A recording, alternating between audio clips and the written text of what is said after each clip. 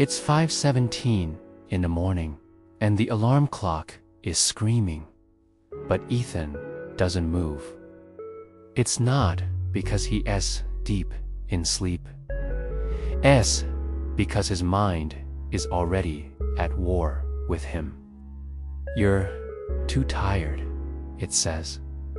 Just skip today. No one will ever know. The alarm keeps blaring, and so does that voice inside his head. Ethan just stares at the ceiling of his small, barely affordable apartment. It's the same ceiling he stared at every single morning for years, thinking about the dreams he used to have, and the excuses he lives with now. He finally reaches over and turns the alarm off. And in that silence, another voice speaks up. It's quieter, but much sharper. If you lose this moment, you lose the entire day. Suddenly, Ethan sits up, his heart pounding, because deep down, he knows something terrifying. His biggest enemy isn't his demanding boss. It isn't his past mistakes, and it isn't his current situation. His biggest enemy is the voice in his own mind. This is the battle that no one else can see. You see, Ethan wasn't lazy. He wasn't stupid or weak, but his mind had learned exactly how to defeat him.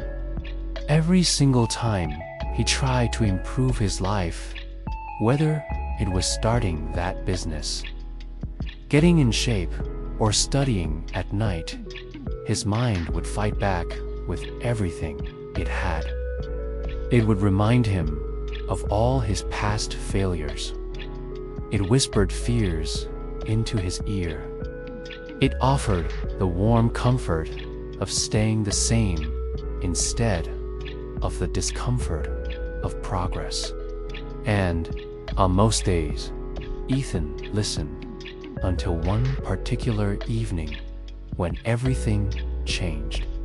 After another long, draining shift at work, Ethan stopped at a gas station, and there, on the wall, was a simple, handwritten sign. It read, "Your life is the result of the thoughts you obey." He just stood there, completely frozen, because for the very first time, he realized something incredibly powerful. His thoughts weren't commands. They were just suggestions. And for his entire life, he had been obeying the wrong ones. That night, Ethan made a decision, a real one. He wasn't going to wait to feel motivated anymore. He wasn't going to wait to feel confident. He was going to act despite the noise in his head. He was going to train his mind. The very next morning, the alarm went off. Same time, same old voice. "Stay in bed," it whispered. But this time, Ethan didn't argue back. He didn't even engage. He just stood up. Not because it felt good, it felt awful, but because he decided his discipline would speak louder than his emotions. He started small, ridiculously small. A cold shower, a short morning walk, reading just 10 pages of a book every night.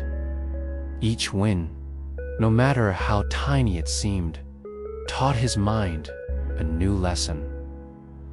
I'm the one in control now. Of course, the mind doesn't just surrender. It fights back, hard. There were days Ethan failed.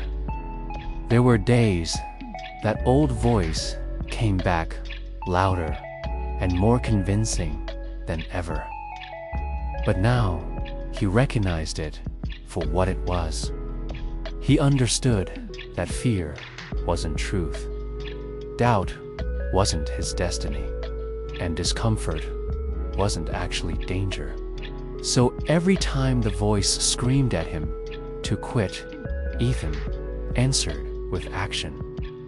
And it was that consistent action that began to rewire everything in his brain.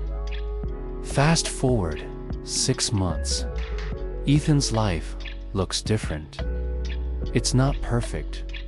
It's definitely not easy. But it's stronger. He now wakes up with a sense of purpose. He can handle stress without breaking down. Most importantly, he trusts himself. The war inside his head hadn't ended.